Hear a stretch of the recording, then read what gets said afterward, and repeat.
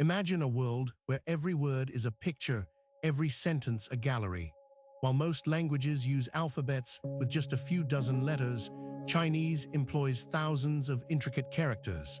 This fundamental difference has shaped Chinese civilization for millennia. The story begins not with convenience, but with necessity.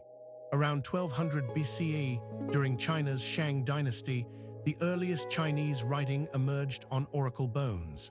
These were animal bones used for divination rituals. These early characters were pictographs, simple drawings of objects. The character for mountain looked like three peaks, water like flowing streams, but as society grew more complex, so did the writing system. Here's the first crucial reason Chinese developed characters instead of an alphabet: China's linguistic diversity. Even today, Mandarin and Cantonese speakers can't understand each other's speech, but they read the same characters. Characters became a unifying force across a continent-sized civilization.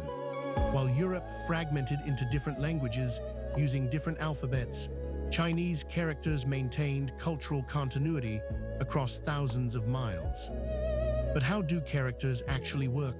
Unlike alphabets that represent sounds, most Chinese characters combine meaning and sound components. This dual nature makes them remarkably efficient for conveying complex ideas. Take the character for ocean Chinese letter. The water radical Chinese letter tells you it's related to water, while the phonetic component Chinese letter suggests its pronunciation. This system allowed thousands of characters to develop systematically. During the Qin dynasty's unification in 221 BCE, the first emperor standardized characters across newly conquered territories. This was a political masterstroke, creating administrative unity without forcing linguistic conformity. The imperial examination system, established during the Sui dynasty, further cemented characters' importance.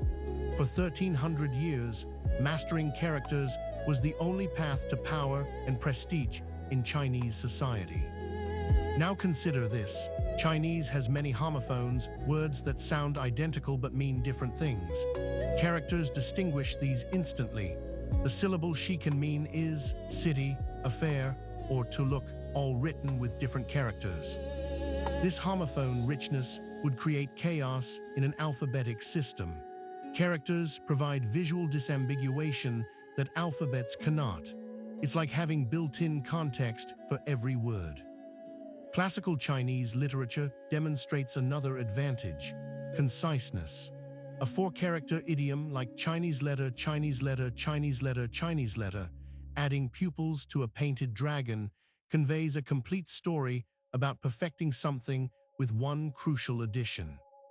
This density of meaning made characters ideal for poetry and philosophy. Tang Dynasty poems often contain just 20 characters, but expressed profound emotions and landscapes that would require paragraphs in alphabetic languages. But characters faced their greatest challenge in the 20th century. Modernizers argued China needed alphabetic writing to increase literacy. Some proposed replacing characters with Latin letters, a movement called Romanization. The simplification movement of the 1950s was a compromise. Complex characters were made easier to write, but the fundamental character system remained. This preserved cultural continuity while improving accessibility. Technology posed another threat. How could thousands of characters fit on typewriters or computers? The ingenious solution: input methods that use phonetic typing to select characters. Pinyin, the Romanization system, became the bridge. Today, digital communication has created new character forms. Emojis, those universal pictographs, function remarkably like Chinese characters. Both convey meaning directly, often transcending language barriers. Neuroscience reveals another fascinating aspect. Character reading uses both brain hemispheres. Alphabetic reading primarily uses the left hemisphere, but characters activate right hemisphere pattern recognition areas too. This bilateral processing may explain why dyslexia manifests differently in Chinese readers. Character recognition relies more on visual memory than phonetic decoding, creating different cognitive strengths and challenges. Looking historically, Chinese isn't alone in using logographic writing. Ancient Egyptian hieroglyphs, Sumerian cuneiform, and Mayan glyphs all used similar principles, but only Chinese characters survived into the modern era. Why did characters survive when others didn't? Adaptability. Characters evolved through seal script, clerical script, regular script, each reform making them more efficient while maintaining recognizability across generations. The character system also created a unique literary tradition.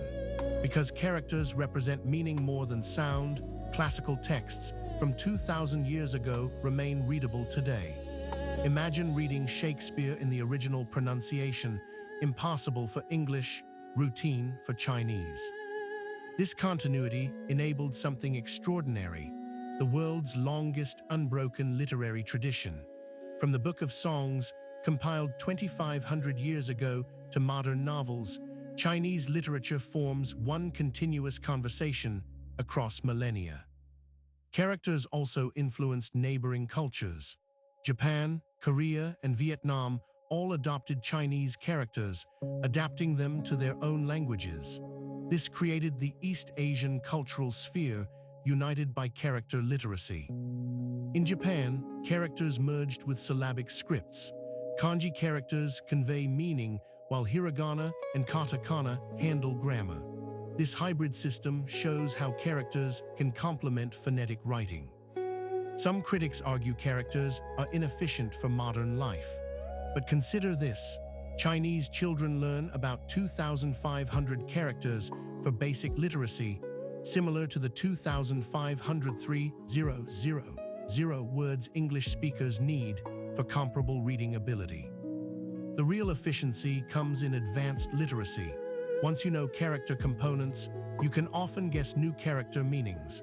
Knowing Chinese letter means tree helps you recognize Chinese letter forest and Chinese letter dense forest.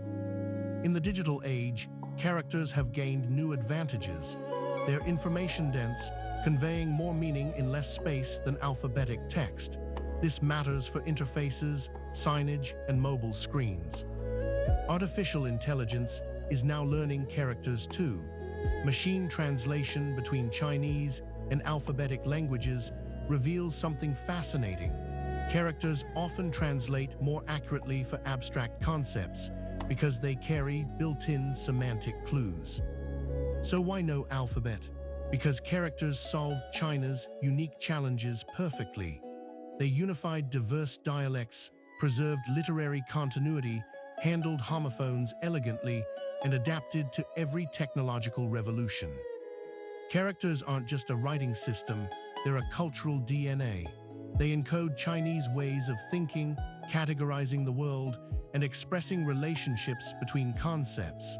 Each character is a repository of cultural memory. The next time you see Chinese characters, remember, you're looking at 3,500 years of continuous problem solving. What appears complex is actually an elegant solution refined across centuries of civilization. Characters prove there's no single best way to write. Different languages face different challenges. Chinese characters represent one brilliant adaptation to China's specific historical and linguistic landscape. As China continues to influence the world, characters remind us that understanding requires looking beyond our own systems. Sometimes the most foreign-seeming solutions are the most ingenious responses to unique circumstances. From oracle bones to smartphones, Chinese characters have survived not despite their complexity, but because of their adaptability. They tell us something fundamental: writing systems evolved to serve civilizations, not the other way around.